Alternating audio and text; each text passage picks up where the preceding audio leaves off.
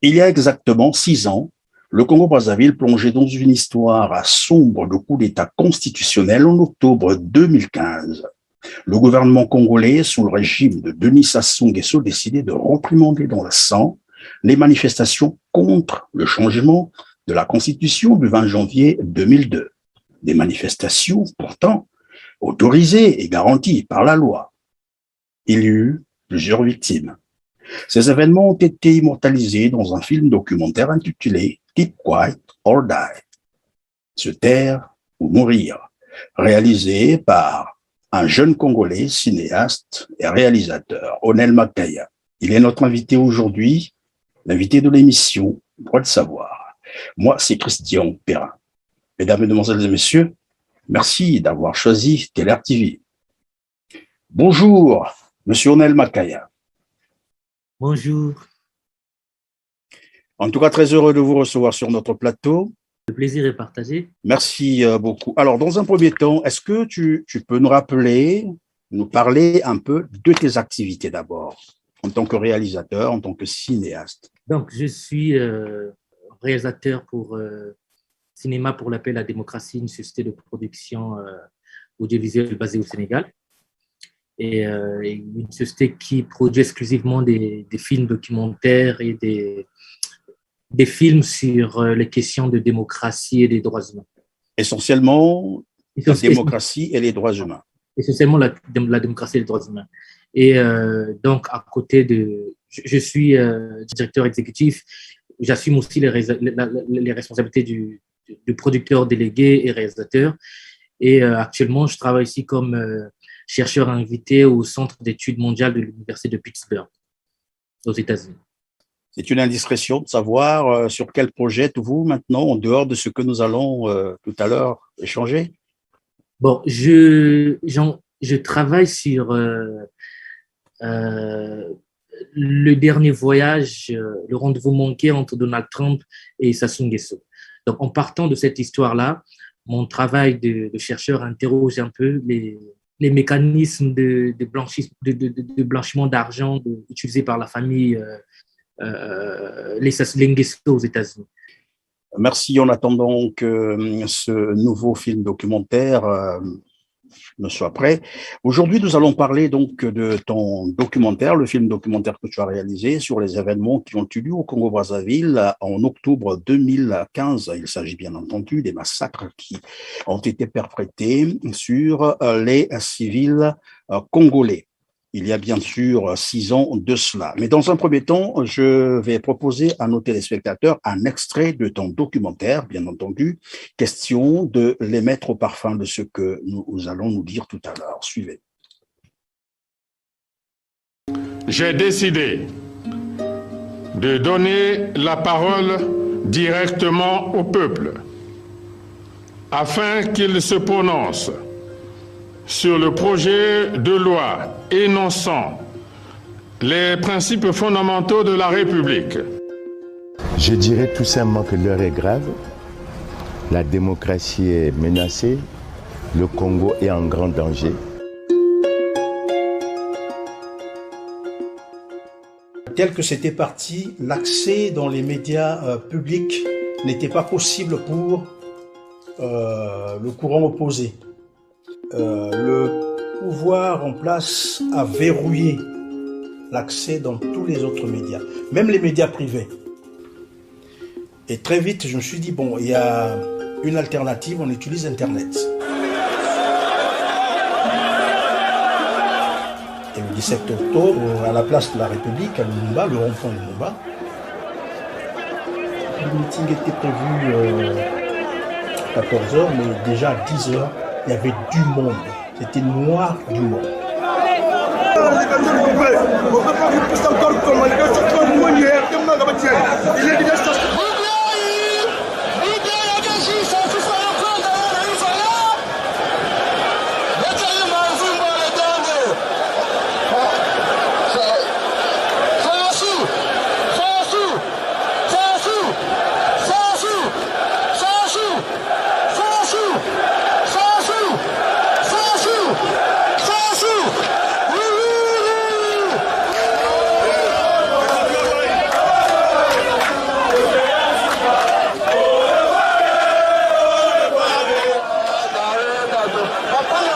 m'étais dit, bon, avec cette foule, être en bas, c'est pas évident d'avoir des bonnes images avec les bousculades, ainsi de suite. Je me suis dit, je prends les hauteurs. Et, quelque part, il y a un petit bâtiment là, à 2 niveaux. Je suis monté sur ce bâtiment pour avoir les vues panoramiques.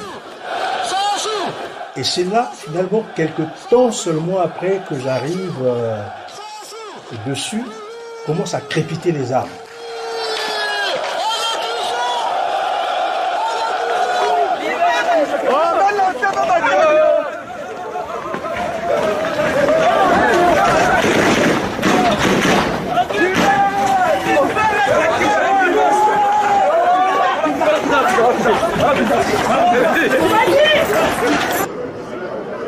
J'ai braqué la caméra, j'ai vu la fumée qui montait, il y avait un feu.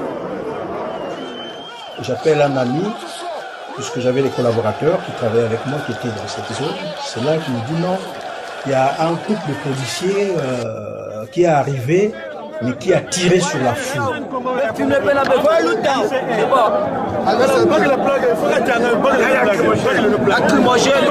Ils ont tiré 3 personnes, ils ont tiré. On m'a 4, ça fait. La police congolaise, elle n'est pas républicaine. On recrute des étrangers pour venir tuer les Congolais. Zoulouvad, c'est pas un Congolais. C'est le petit du général Ndengue. C'est lui qui consomme tout pour nous tuer. Nous sommes venus les mains libres, rien sans armes. Mais Zoulouvad, tu reçois 3 Congolais. C'est lui l'assassin. La police n'est pas républicaine. Au moment où c'était chaud, ça tirait. J'ai fait également un direct avec Ziana TV.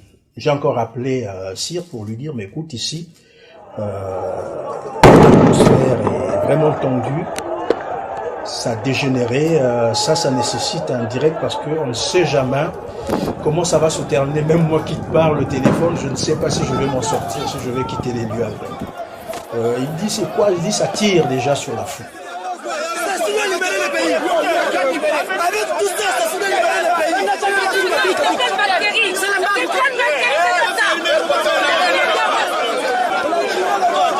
Mwana mume fwa na sora munu ma Dede Bernadette na Sita Roji awa ba me kubulba ba me l'axpen d'accord me fwa nukun awa na sise me fwa nukuna ma papi awin kina mun kune me fwa nukuna na ko pes bal ko taka wa me basika ma Dede Bernadette Sita Roji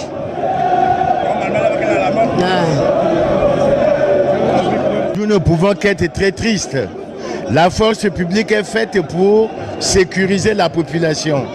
Ce que nous avions voulu, c'est tenir un meeting pour défendre nos idées et faire passer nos messages.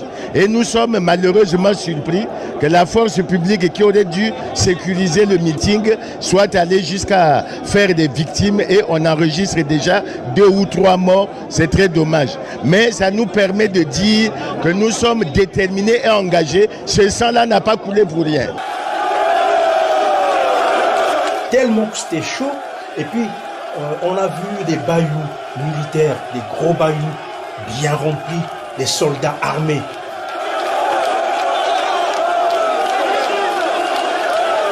Le commandant de zone, le général Ole Songo, va s'emmener avec une délégation qui arrive.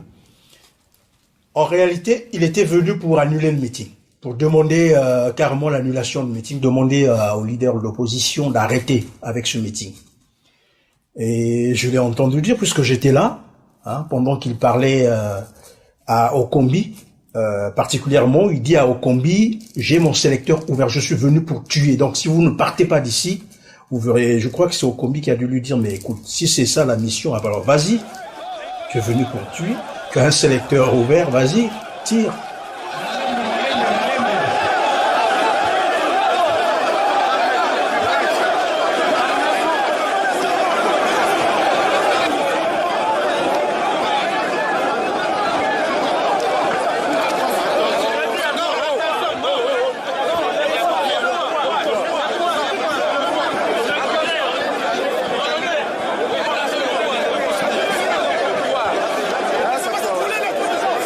Le 20 octobre 2000, 15, le jour de la désobéissance civile. Très tôt le matin, la ville était pratiquement déserte, personne dans la rue, et autour donc de 9h, 8h, 9h, les gens commençaient à occuper les grandes avenues, et l'armée est sortie avec des chars, des gros bayous militaires, il y a eu même l'hélicoptère de combat, voilà.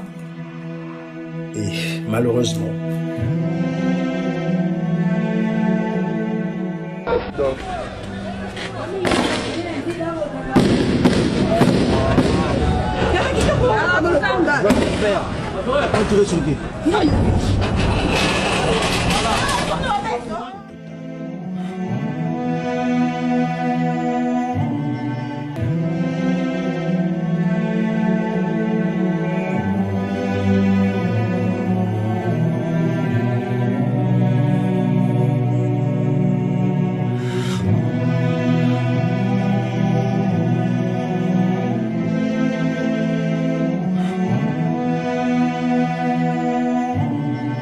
À Pointe-Noire, moi particulièrement, j'ai pu dénombrer au moins 18 à 20 morts, beaucoup blessés, et d'autres qui succombaient à l'hôpital parce que ils avaient donné des consignes même dans les hôpitaux qu'on ne devait traiter personne de ceux qui tombaient.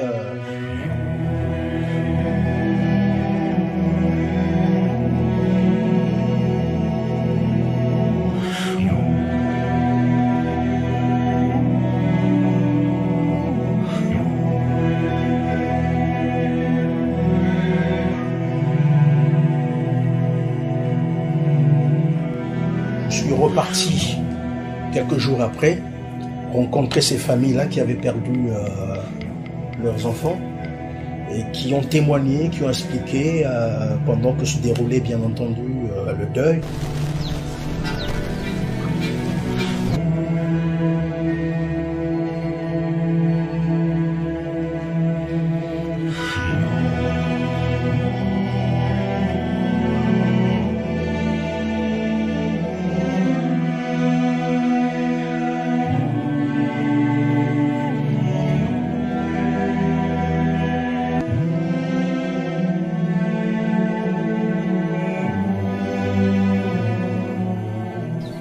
Logana kutuba mutu et moi je me confonds à Pointe-Noire.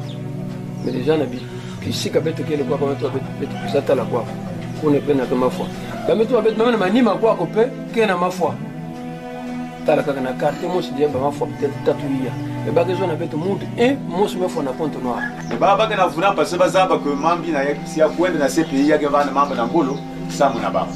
Pour que tu prouver où il faut beno ba famille ben témoigner na kuzabi sana betu voir façon yandi au donc mwana ba bugula yana 18h yan me baka masque na ku baska bebe nchana sabo yan me ko yobil na baka yan me manes ku yobila na ku vutuki yan me kum na katkati ya gudro na ku kot na injo kamio la police me ku isrete ku kubul pa bali kotaka wa ya me kota wa bali ngo baska vi ba photo nyos tout gana bet ba tout bet mais ça ba photo nyos ça gana bet maintenant le défunt combien nani le défunt Mvibudulu Milandu Chris ya banda na kento na bana albana ba bana zol na kento mos ya bandi salao chauffeur taxi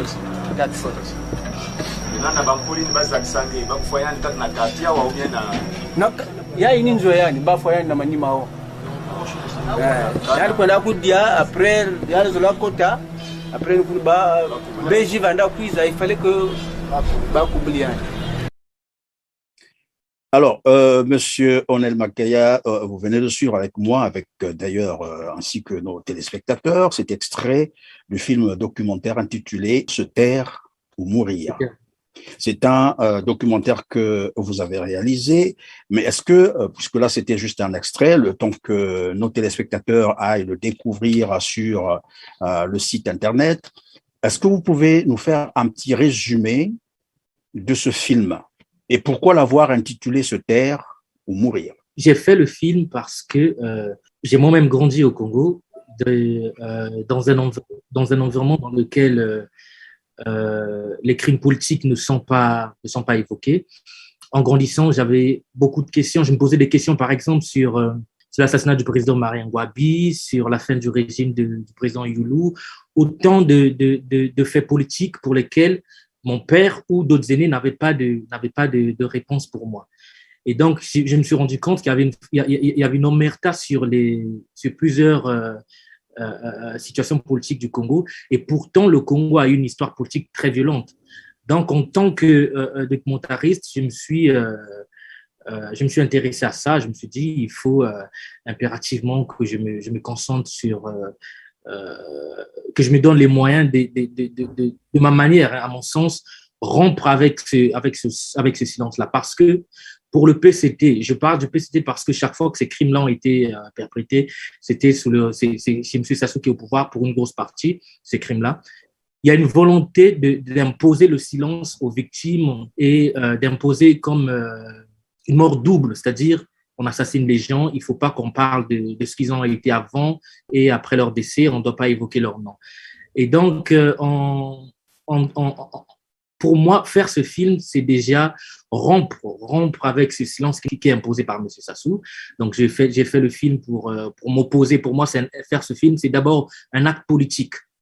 C'est une façon pour moi de s'opposer et se taire ou mourir parce que en allant à la rencontre de toutes ces personnes que j'ai filmées dans ce film, je me suis rendu compte que ce soit pour Ellie Smith ou Bruno Osebi ou pour l'autre personnage, les services de sécurité du Congo ont en tout cas imposé soit la mort ou le silence. Et ça c'est pas une réalité qui est propre. C'est pas une réalité singulière à ces journalistes. C'est l'occasion pour moi de dire aussi que le Congo est une prison. Moi aujourd'hui je m'exprime librement parce que je ne suis pas au Congo. Ceux qui sont au Congo, ils n'ont pas le droit de parler. Soit il faut rester silencieux ou on meurt. Donc c'est un peu le titre est parti de cette réalité, je voulais dire. Qu'est-ce que le documentaire résume finalement? C'est quoi l'histoire? La structure narrative du film est construite autour de trois journalistes qui ont travaillé au Congo-Brazzaville. Donc, Ellie Smith, Bruno Osebi et puis Christian Perrin. Mais les trois ont quelque chose en commun, c'est qu'ils ont été mis en difficulté par les autorités congolaises. Leur vie a été menacée. Ellie Smith est resté très proche de la famille Nguesso. Il croyait pouvoir faire son travail tranquillement. C'est en allant à sa rencontre que je me suis rendu compte qu'ils avaient tenté même de l'assassiner. Ils ont failli l'assassiner et ils n'ont pas pu. Ils ont violé sa sœur devant lui et Bruno Osebi a été assassiné et Christian Perrin a échappé à un assassinat.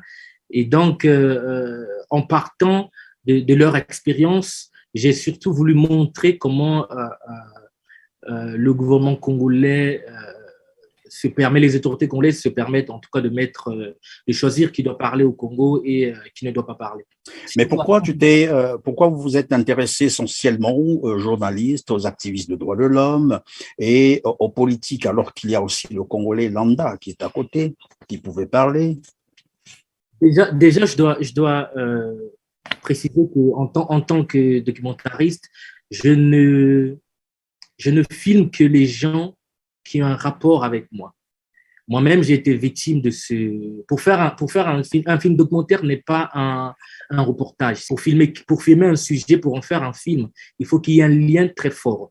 Et donc, j'ai d'abord, même sans les connaître, j'ai pas, par exemple, Bruno Osebi, j'ai pas connu Bruno Osebi, mais je m'identifie à son combat, à ses valeurs parce que plutôt, je me suis intéressé à lui parce que je m'identifie à son combat. C'est quelqu'un c'était un amoureux du Congo. Vous savez, c'était pas facile à ce moment-là, dans les années 2000, d'avoir autant de privilèges que lui l'a eu et puis de faire le travail qu'il a fait. Et c'est pareil pour Ellie Smith, je l'ai connu très tôt, avant que tout ça n'arrive, mais c'est quelqu'un qui aime, qui est passionné de journalisme, qui aime la vérité. Donc, j'ai ça en commun avec lui. Mais c'est parce que c'est aussi des gens qui... je crois qu'en parlant, par exemple, de violence ou de ce qui est arrivé à Pointe-Noire, je ne pouvais pas avoir une parole aussi crédible que celle d'un acteur qui était sur les lieux, de quelqu'un qui a été au cœur de tout ça. Donc, c'est aussi, c'est par rapport, je suis allé voir ces personnes-là à cause du lien personnel que j'ai avec eux. Le lien, il n'est pas forcément, c'est pas parce que c'est des gens de ma famille, mais c'est parce que je partage avec eux certaines valeurs morales, mais aussi au regard de leur position qu'ils occupent dans la société congolaise. Vous avez réalisé donc le film. Il vous a pris combien de temps en fait? Le film a été tourné, déjà les travaux d'enquête, je pense que nous, en général, c'est plutôt pour ce qui est entre le moment où on commence le tournage et la fin, la post-production, je pense que ça nous a pris entre 3 ans. 3 ans parce qu'il fallait déjà, parce qu'il faut souligner qu'au moment où M. Sassou change la constitution en 2015, le Congo est une prison à ciel ouvert.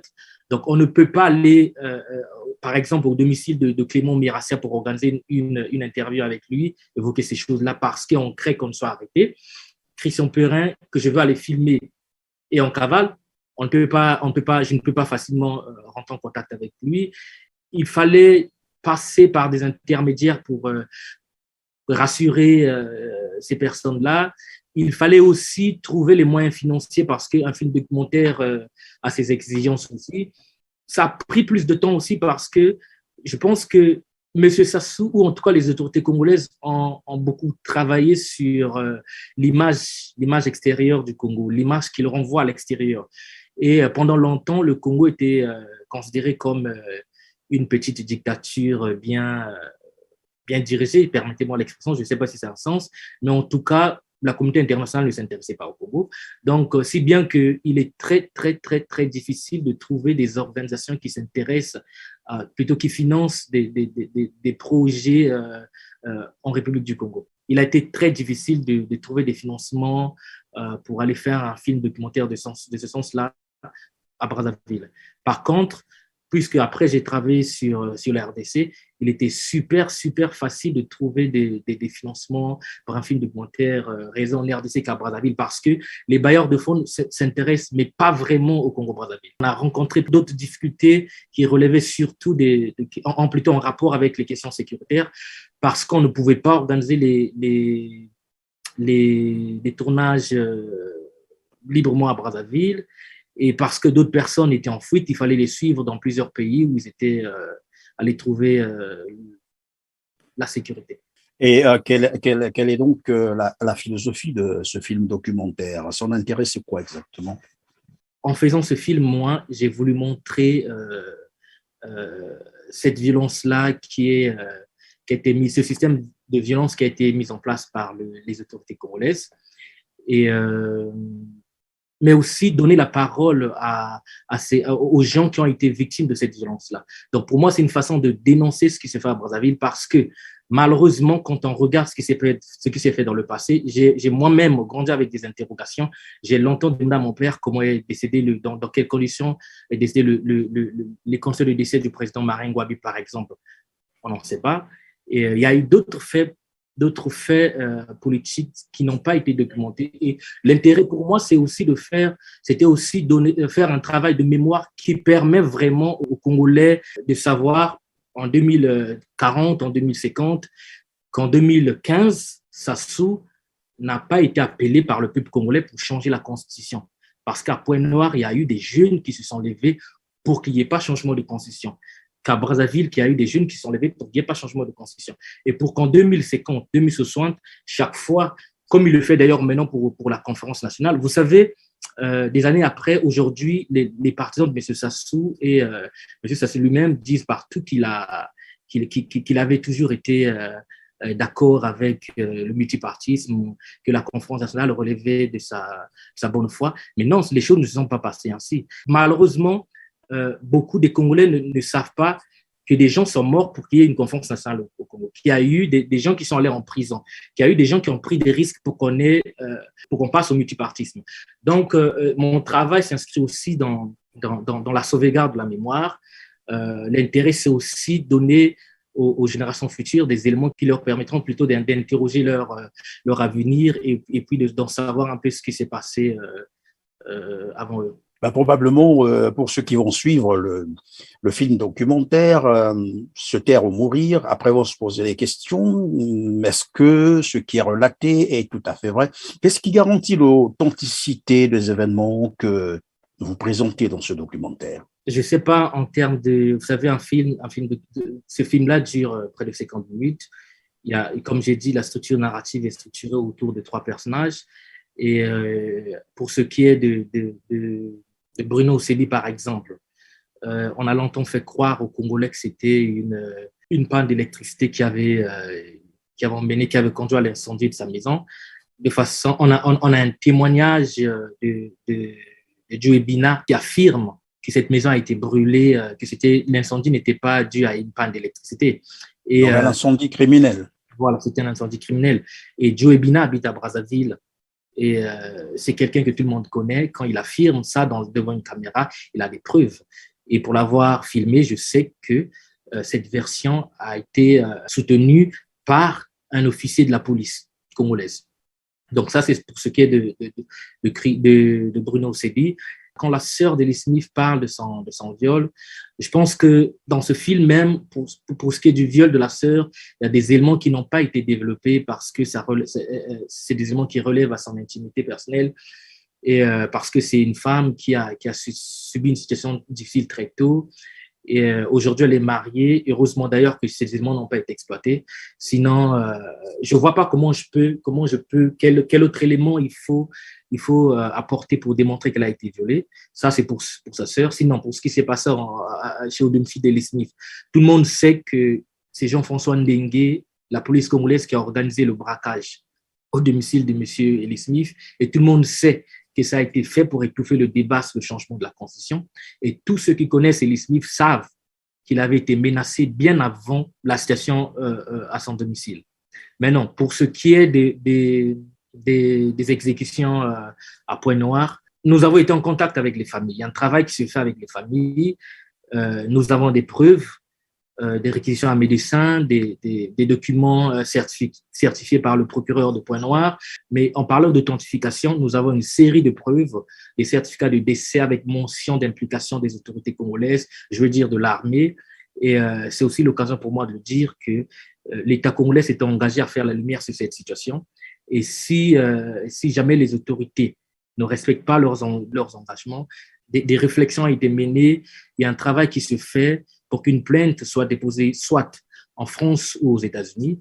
Et nous avons le soutien des familles. Donc, que ce soit le général Olesongo, que ce soit le colonel Gaëtan Oborabassi, ou toutes les autorités civiles ou militaires qui ont été impliquées dans ces crimes-là, répondant un jour de leurs actes. Oui, évidemment, les crimes contre l'humanité sont imprescriptibles, donc quel que soit le temps, les auteurs devront répondre devant les tribunaux. Alors, ce film documentaire a été projeté pour la première fois, si j'ai bonne mémoire, en juillet 2018 à Washington. Et depuis là, après, on l'a plus revu. Que s'est-il passé et pourquoi il n'avait plus été vulgarisé à la télé ou sur Internet? Vous savez, en 2016, je me suis retrouvé dans un pays africain et j'ai été agressé par des inconnus qui ont failli m'assassiner moi-même. Et très vite, j'avais compris que c'était en lien avec mes activités. Et donc, quand le film est fini, avant de le diffuser, parce que c'est pas un film… Dès le début, je savais que c'est pas un film à envoyer en festival. C'est un film de sensibilisation qui doit être utilisé par des ONG. Et donc, dès le début, nous avons reçu, à Cinéma for Peace en démocratie, nous avons reçu le soutien de l'Observatoire congolais des droits de l'homme et de la FIDH, la Fédération internationale des droits de l'homme, qui ont accepté de nous accompagner dans le cadre de la diffusion et de la sensibilisation. Et donc, quand le film est déjà pour la projection de Washington, plutôt, il faut souligner que c'était une projection privée. C'est-à-dire, elle n'était pas accessible à tout le monde. Et c'était par rapport au caractère, au contenu du film. Donc, il fallait prendre le temps de réfléchir sur les stratégies de diffusion parce que quand on a un élément qui met en lumière des crimes qui sont perpétrés, perpétrés par des autorités, il faut savoir qu'est-ce qu'il faut en faire. Donc, entre 2018 et 2020, nous avons reçu le soutien de plusieurs ONG internationales qui ont accepté de diffuser le film. Parce que aussi, je dois préciser que moi-même, j'avais des soucis de sécurité. Donc, je ne pouvais pas commencer à organiser des diffusions n'importe où, ici et là en Afrique, sans penser à ma sécurité. Une fois que mes questions de sécurité ont été réglées, mais aussi que nous avons assez réfléchi à la sécurité de ceux qui sont sur place, parce qu'il faut souligner que le film a... une grande partie du film a été tournée à Brazzaville. Donc, il fallait aussi réfléchir à la sécurité de ceux qui sont à Brazzaville. Leur garantir leur sécurité, c'était accepter que les diffusions, que le film soit diffusé par des institutions internationales. On a reçu le soutien d'Agir Ensemble pour les droits humains, qui est une ONG française basée à Lyon, qui avait accepté de diffuser, de nous accompagner dans une campagne de sensibilisation à la veille de la dernière élection. Malheureusement, il y a eu la pandémie, donc les projections ont été organisées en ligne. Et aujourd'hui, le film est disponible en ligne sur un site. Donc, tous ceux qui veulent regarder le film peuvent aller le regarder en ligne. Il appartient à tous les Congolais. Et c'était vraiment pour réfléchir aux stratégies de diffusion et aux questions de sécurité. À moins que vous ayez une dernière préoccupation, vous avez quelques secondes, sinon on met fin à notre émission aujourd'hui. Je veux ajouter que ce film, il y a une suite de ce documentaire-là qui a été réalisé. Donc, Se taire ou mourir, c'est la première partie, le numéro 1, mais il y a un numéro 2 qui a été réalisé pour la suite. Parce que Se taire ou mourir couvre la période de 2015 à 2016, donc jusqu'à l'élection. Mais après 2016, jusqu'à 2018, il y a eu une kyrielle de crimes qui ont été commis perpétrés encore aussi par les autorités congolaises. Et il y a eu ce qu'on appelle la guerre du pool. Donc, avec le soutien de l'OCDH, nous avons envoyé une mission à Brazzaville pour recueillir les témoignages de Madame Kalakala, des avocats du général Mokoko. Nous avons envoyé une équipe dans la région du Pool pour filmer des femmes qui ont été violées par des soldats de la garde républicaine. Nous avons filmé des témoignages des femmes congolaises dont les enfants n'ont pas été revus depuis 2016, donc des disparitions forcées. Et nous avons filmé des écoles qui ont été pilonnées, des villages qui ont été pilonnés. Et toutes ces activités relèvent de la suite de ce premier documentaire que les Congolais ont déjà regardé ou auront la possibilité de regarder après cette émission. Et donc, je voulais vraiment préciser qu'il y a une deuxième partie qui est dont les travaux de tournage ont été bouclés. Le film est prêt et nous travaillons encore avec les ONG qui soutiennent ce travail-là pour voir comment, dans quelles conditions et comment ces deux films d'ailleurs seront utiles pour les procédures judiciaires qui seront engagées contre les autorités congolaises. Et le titre, c'est quoi déjà, du deuxième volume, hein? C'est Se taire ou mourir 2. Mais avec concentration sur ce qui s'est passé dans la région du Pool et les arrestations du général Mokoko, Okobi Salissa, les assassinats pas l'assassinat, mais qui a vécu la famille Kalakala. Nous avons eu le témoignage de la femme. Nous avons filmé beaucoup de femmes violées dans le Pool, des femmes qui ont accepté de témoigner, mais aussi des mamans dont les enfants ont été arrêtés depuis 2016. Mais après des recherches que nous avons menées après plusieurs recherches avec l'OCDH, il a été démontré qu'il y a plusieurs jeunes qui ont été arrachés à leur famille et qui ont été pour être assassinés par les autorités congolaises. C'est-à-dire qu'il y a eu disparition forcée.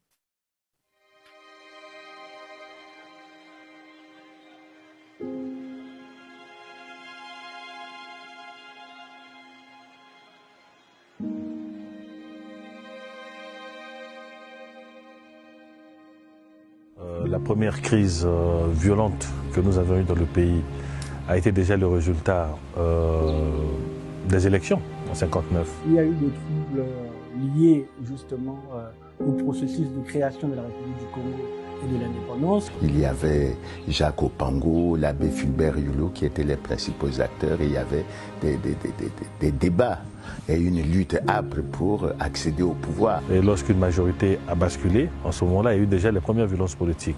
Qui ont pris une forte connotation ethnique. Je vous rappelle que l'élection présidentielle de 2016 a engendré de graves violations des droits humains. Mon mari était enfoui. Parce qu'ils étaient pourchassés. En septembre 2016, on l'avait arrêté. J'avais entendu dire les gens que c'était la DGST. Parce qu'on ne l'a pas arrêté devant moi, là où il était parti se cacher. Et quand on l'a relâché en octobre, en tout cas, il était dans un état vraiment critique. Et aujourd'hui, nous assumons, nous vivons les conséquences justement d'un pays au manque de démocratie. Là où la liberté d'expression n'est pas claire et là où il n'y a pas la contradiction dans la réflexion.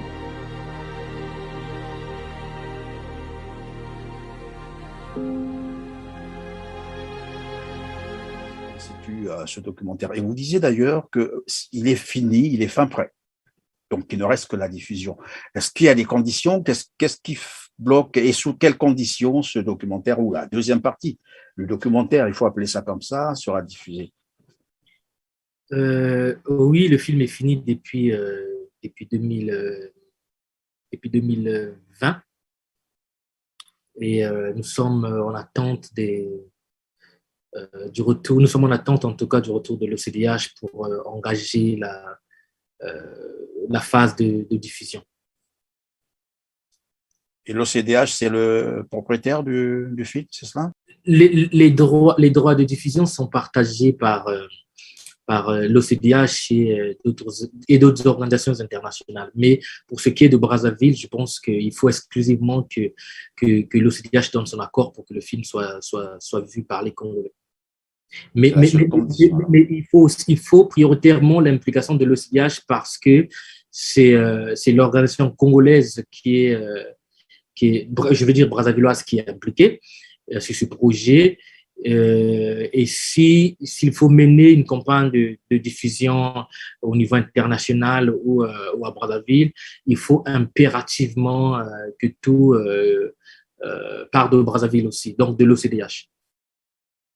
Ok, et donc la balle est dans le camp de l'OCDH. D'ici là, les Congolais pourront donc suivre la seconde partie de ce documentaire. En tout cas, nous vous disons merci d'avoir été avec nous, Monsieur Makaya, pour nous parler de ton film documentaire qui rappelle donc aux Congolais les événements d'octobre 2015. À vous, chers téléspectateurs, tout le plaisir a été pour moi de vous avoir une fois de plus compté parmi nous. Je vous retrouve donc très prochainement, mais n'oubliez pas de partager nos émissions, n'oubliez pas de liker. D'ici là, prenez soin de vous car chaque jour est une vie. Merci.